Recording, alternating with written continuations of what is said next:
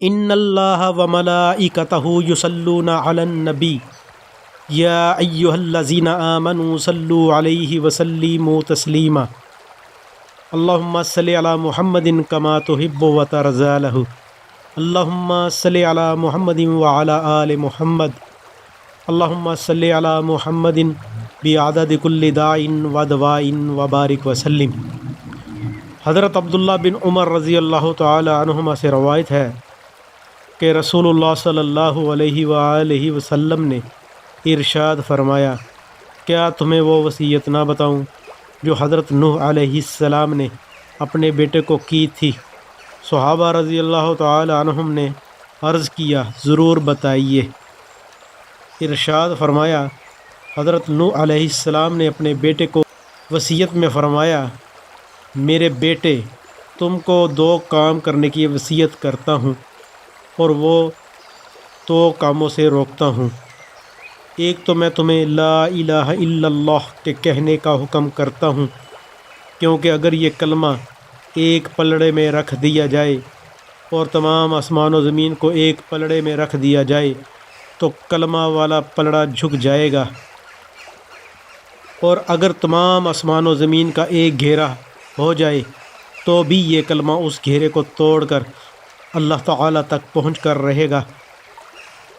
دوسری چیز جس کا حکم دیتا ہوں، سبحان اللہ العظیم و بحمدہ کا پڑھنا ہے، کیونکہ یہ تمام مخلوق کی عبادت ہے اور اسی کی برکت سے مخلوقات کو روزی دی جاتی ہے۔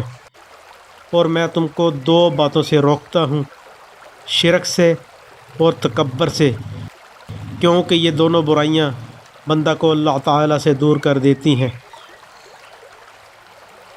حضرت طلحہ بن عبید اللہ رضی اللہ تعالی عنہ سے روایت ہے کہ نبی کریم صلی اللہ علیہ وآلہ وسلم نے ارشاد فرمایا، میں ایک ایسا کلمہ جانتا ہوں جسے ایسا شخص پڑھے جس کی موت کا وقت قریب ہو تو اس کی روح جسم سے نکلتے وقت اس کلمہ کی بدولت ضرور راحت پائے گی، اور وہ کلمہ اس کے لیے قیامت کے دن نور ہوگا، اور وہ کلمہ لا الہ الا اللہ ہے۔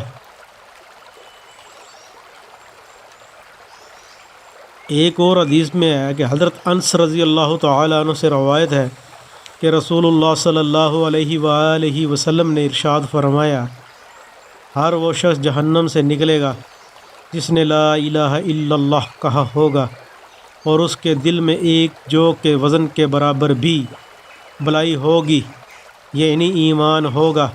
پھر ہر وہ شخص جہنم سے نکلے گا جس نے لا الہ الا اللہ کہا ہوگا اور اس کے دل میں گندم کے دانے کے برابر بھی خیر ہوگی، یعنی ایمان ہوگا۔ پھر ہر وہ شخص جہنم سے نکلے گا جس نے لا الہ الا اللہ کہا ہوگا اور اس کے دل میں ذرہ برابر بھی خیر ہوگی۔ بخاری شریف ہے جی۔ حضرت ابن شماسہ المہری رحمۃ اللہ علیہ سے روایت ہے کہ ہم حضرت عمر بن عاص رضی اللہ تعالی عنہ کے پاس ان کے آخری وقت میں موجود تھے۔ وہ زار و قطار رو رہے تھے اور دیوار کی طرف اپنا رخ کیے ہوئے تھے۔ ان کے ساجزادے ان کو تسلی دینے کے لیے کہنے لگے، کیا رسول اللہ صلی اللہ علیہ وآلہ وسلم نے آپ کو فلاں بشارت نہیں دی تھی؟ یعنی آپ کو تو نبی کریم صلی اللہ علیہ وآلہ وسلم نے بڑی بڑی بشارتیں دی ہیں۔ یہ سن کر انہوں نے دیوار کی طرف سے اپنا رخ بدلا اور فرمایا، سب سے افضل چیز جو ہم نے آخرت کے لیے تیار کی ہے وہ اس بات کی شہادت ہے کہ اللہ تعالیٰ کے سوا کوئی معبود نہیں اور محمد صلی اللہ علیہ وآلہ وسلم اللہ تعالیٰ کے رسول ہیں۔ میری زندگی کے 3 دور گزرے ہیں۔ ایک دور تو وہ تھا جب کہ رسول اللہ صلی اللہ علیہ وآلہ وسلم سے بغض رکھنے والا مجھ سے زیادہ کوئی اور شخص نہ تھا، اور جب کہ میری سب سے بڑی تمنا یہ تھی کہ کسی طرح آپ پر میرا قابو چل جائے تو میں آپ کو مار ڈالوں۔ یہ تو میری زندگی کا سب سے بدتر دور تھا۔ اگر خدا نخواستہ میں اس حال پر مر جاتا تو یقیناً دوزخی ہوتا۔ اس کے بعد جب اللہ تعالیٰ نے میرے دل میں اسلام کا حق ہونا ڈال دیا تو میں آپ کے پاس آیا اور میں نے عرض کیا اپنا ہاتھ مبارک بڑھائیے تاکہ میں آپ سے بیعت کروں۔ آپ صلی اللہ علیہ وآلہ وسلم نے اپنا ہاتھ مبارک بڑھا دیا۔ میں نے اپنا ہاتھ پیچھے کھینچ لیا۔ آپ نے فرمایا عمرو یہ کیا؟ میں نے عرض کیا میں کچھ شرط لگانا چاہتا ہوں۔ فرمایا کیا شرط لگانا چاہتے ہو؟ میں نے کہا یہ کہ میرے سب گناہ معاف ہو جائیں۔ آپ صلی اللہ علیہ وآلہ وسلم نے ارشاد فرمایا عمرو کیا تمہیں خبر نہیں کہ اسلام تو کفر کی زندگی کے تمام گناہوں کو مٹا دیتا ہے، اور ہجرت بھی پچھلے تمام گناہ مٹا دیتی ہے، اور حج بھی پچھلے تمام گناہوں کو مٹا دیتا ہے۔ اور یہ دور وہ تھا جب کہ آپ سے زیادہ پیارا، آپ سے زیادہ بزرگ و برتر میری نظر میں کوئی اور نہ تھا۔ آپ کی عظمت کی وجہ سے میری یہ تاب نہ تھی کہ کبھی آپ کو نظر بھر کر دیکھ سکتا۔ اگر مجھ سے آپ کی صورت مبارک پوچھی جائے تو میں کچھ نہیں بتا سکتا، کیونکہ میں نے کبھی پوری طرح آپ کو دیکھا ہی نہیں۔ کاش اگر میں اس حال پر مر جاتا تو امید ہے کہ جنتی ہوتا، پھر ہم کچھ چیزوں کے متولی اور ذمہ دار بنے، اور نہیں کہہ سکتے کہ ہمارا حال ان چیزوں میں کیا رہا۔ یہ میری زندگی کا تیسرا دور تھا۔ اچھا دیکھو، جب میری وفات ہو جائے تو میرے جنازے کے ساتھ کوئی واویلا اور شور و شغب نہ کرنا۔ نہ زمانہ جاہلیت کی طرح آگ میرے جنازے کے ساتھ ہو۔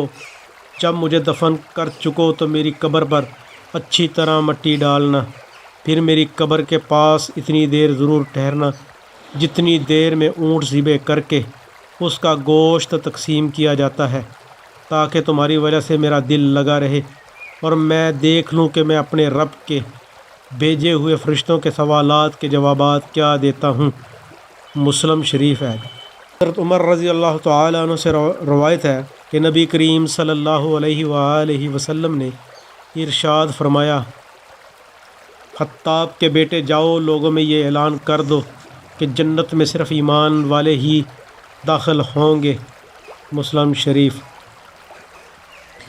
حضرت انس رضی اللہ تعالی عنہ فرماتے ہیں کہ میں نے نبی کریم صلی اللہ علیہ وآلہ وسلم کو یہ ارشاد فرماتے ہوئے سنا جب قیامت کا دن ہوگا تو مجھے شفاعت کی اجازت دی جائے گی۔ میں عرض کروں گا اے میرے رب، جنت میں ہر اس شخص کو داخل فرما دیجئے جس کے دل میں رائی کے دانے کے برابر بھی ایمان ہو۔ چنانچہ اللہ تعالیٰ میری اس شفاعت کو قبول فرما لیں گے اور وہ لوگ جنت میں داخل ہو جائیں گے۔ پھر میں عرض کروں گا جنت میں ہر اس شخص کو داخل فرما دیجئے جس کے دل میں ذرا سا بھی ایمان ہو۔ حضرت ابو سعید خدری رضی اللہ تعالی عنہ حضرت ابو سعید خدری رضی اللہ تعالی عنہ سے روایت ہے کہ نبی کریم صلی اللہ علیہ وآلہ وسلم نے ارشاد فرمایا جب جنتی جنت میں اور دوزخی دوزخ میں داخل ہو چکے ہوں گے تو اللہ تعالیٰ ارشاد فرمائیں گے جس کے دل میں رائی کے دانہ کے برابر بھی ایمان ہو اسے بھی دوزخ سے نکال لو۔ چنانچہ ان لوگوں کو بھی نکال لیا جائے گا۔ ان کی حالت یہ ہوگی کہ جل کر سیاہ فام ہو گئے ہوں گے۔ اس کے بعد ان کو نہر حیات میں ڈالا جائے گا تو وہ اس طرح فوری طور پر تر و تازہ ہو کر نکل آئیں گے جیسے دانہ سیلاب کے کوڑے میں پانی اور کھاد ملنے کی وجہ سے فوری اگ آتا ہے۔ کبھی تم نے غور کیا ہے کہ وہ کیسا زرد بل کھائے ہوا نکلتا ہے؟ حضرت ابو امامہ رضی اللہ تعالی عنہ سے روایت ہے کہ ایک شخص نے رسول اللہ صلی اللہ علیہ وآلہ وسلم سے سوال کیا کہ ایمان کیا ہے؟ آپ صلی اللہ علیہ وآلہ وسلم نے ارشاد فرمایا جب تم کو اپنے اچھے عمل سے خوشی ہو اور اپنے برے کام پر رنج ہو تو تم مومن ہو۔ حضرت عباس بن عبد المطلب رضی اللہ تعالی عنہ سے روایت ہے کہ انہوں نے رسول اللہ صلی اللہ علیہ وآلہ وسلم کو یہ ارشاد فرماتے ہوئے سنا، ایمان کا مزہ اس نے چکھا اور ایمان کی لذت اسے ملی جو اللہ تعالیٰ کو رب، اسلام کو دین اور محمد کو رسول ماننے پر راضی ہو جائے۔ مطلب یہ ہے کہ اللہ تعالیٰ کی بندگی اور اسلام کے مطابق عمل اور حضرت محمد صلی اللہ علیہ وآلہ وسلم کی اطاعت، اللہ تعالیٰ اور ان کے رسول اور اسلام کی محبت کے مطلب یہ کہ اللہ تعالیٰ کی بندگی اور اسلام کے مطابق عمل اور حضرت محمد صلی اللہ علیہ وآلہ وسلم کی اطاعت، اللہ تعالیٰ اور ان کے رسول صلی اللہ علیہ وآلہ وسلم اور اسلام کی محبت کے ساتھ ہو۔ جس کو یہ بات نصیب ہو گئی یقیناً ایمانی لذت میں بھی اس کا حصہ ہوگا۔ حضرت انس رضی اللہ تعالی عنہ روایت کرتے ہیں کہ نبی کریم صلی اللہ علیہ وآلہ وسلم نے ارشاد فرمایا، ایمان کی حلاوت اسی کو نصیب ہوگی جس میں 3 باتیں پائی جائیں گی۔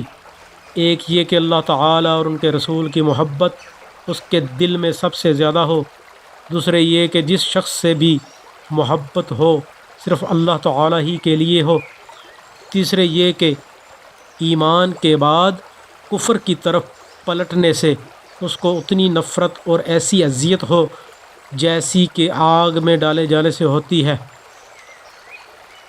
حضرت ابو امامہ رضی اللہ تعالی عنہ سے روایت ہے کہ رسول اللہ صلی اللہ علیہ وآلہ وسلم نے ارشاد فرمایا، جس شخص نے اللہ تعالیٰ ہی کے لیے کسی سے محبت کی اور اسی کے لیے دشمنی کی، اور جس کو دیا اللہ تعالیٰ ہی کے لیے دیا، اور جس کو نہیں دیا اللہ تعالیٰ ہی کے لیے نہیں دیا، تو اس نے ایمان کی تکمیل کر لی۔ حضرت ابن عباس رضی اللہ تعالی عنہما روایت کرتے ہیں کہ نبی کریم صلی اللہ علیہ وآلہ وسلم نے ابو ذر رضی اللہ تعالی عنہ سے ارشاد فرمایا، بتلاؤ ایمان کا کون سا کڑا زیادہ مضبوط ہے؟ حضرت ابو ذر رضی اللہ تعالی عنہ نے عرض کیا، اللہ تعالیٰ اور اس کے رسول صلی اللہ علیہ وآلہ وسلم کو زیادہ علم ہے، لہذا آپ صلی اللہ علیہ وآلہ وسلم ہی ارشاد فرمائیں۔ آپ صلی اللہ علیہ وآلہ وسلم نے ارشاد فرمایا، اللہ تعالیٰ کے لیے باہمی تعلق و تعاون ہو اور اللہ تعالیٰ کے لیے کسی سے محبت ہو اور اللہ تعالیٰ ہی کے لیے کسی سے بغض و عداوت ہو۔ مطلب یہ کہ ایمانی شعبوں میں سب سے زیادہ جاندار اور پائیدار شعبہ یہ ہے کہ بندے کا دنیا میں جس کے ساتھ جو برتاؤ ہو، خواہ تعلق کا ہو یا ترک تعلق کا، محبت ہو یا عداوت، وہ اپنے نفس کے تقاضا سے نہ ہو بلکہ صرف اللہ تعالیٰ کے لیے اور انہی کے حکم کے ماتحت ہو۔ حضرت انس بن مالک رضی اللہ تعالی عنہ روایت کرتے ہیں کہ رسول اللہ صلی اللہ علیہ وآلہ وسلم نے ارشاد فرمایا، جس شخص نے مجھے دیکھا اور مجھ پر ایمان لایا اس کو تو ایک بار مبارک ہو، اور جس نے مجھے نہیں دیکھا اور پھر مجھ پر ایمان لایا اس کو 7 بار یعنی بار بار مبارک باد ہو۔ سبحان ربک رب العزت عما یصفون والسلام علی المرسلین والحمد للہ رب العالمین۔ یہ منتخب احادیث کتاب سے تالیف حضرت مولانا محمد یوسف کاندھلوی رحمۃ اللہ علیہ، ترتیب و ترجمہ مولانا محمد سعد کاندھلوی مد ظلال عالی۔ اس کتاب سے میں نے آپ کو یہ احادیث سنائی ہیں، اللہ پاک اس پر عمل کرنے والا بنائے اور اس احادیث پر عمل پیرا ہونے والا بنائے۔ ہماری اور ہماری دنیا کی کامیابی اور آخرت کی کامیابی اللہ اور اللہ کے رسول کے بتائے ہوئے اصول ہیں۔ اگر ہم ان اصولوں پر چلیں گے ہماری دنیا بھی بنے گی اور ہماری آخرت بھی بنے گی، اور ساتھ اپنے بچوں کو بھی ان کا درس دیا کریں اور سنا کریں تاکہ ہم دین اسلام پر صحیح طور پر عمل کر سکیں اور نماز پڑھیں، روزہ رکھیں، زکوٰۃ دیں، خیرات دیں، صدقہ دیں۔ اس سے ہمارے دین میں اور تقویت پیدا ہوگی ہمارا ایمان پختہ ہوگا۔ میرے بھائیوں، اللہ اور اللہ کے رسول کے بتائے ہوئے اصولوں کے مطابق زندگی گزارنے کے بعد ہم دنیا میں بھی اور آخرت میں بھی کامیاب ہو سکتے ہیں، اور ان پر عمل کر کے جیت جاؤ میرے بھائی، جیت جاؤ۔ دنیا میں بھی اور آخرت میں ہمارا مقام ہوگا، ہمارا ایک نام ہوگا، اور ہمیشہ کی زندگی ہے وہاں بھائی، آخرت کی زندگی ہمیشہ کی زندگی ہے۔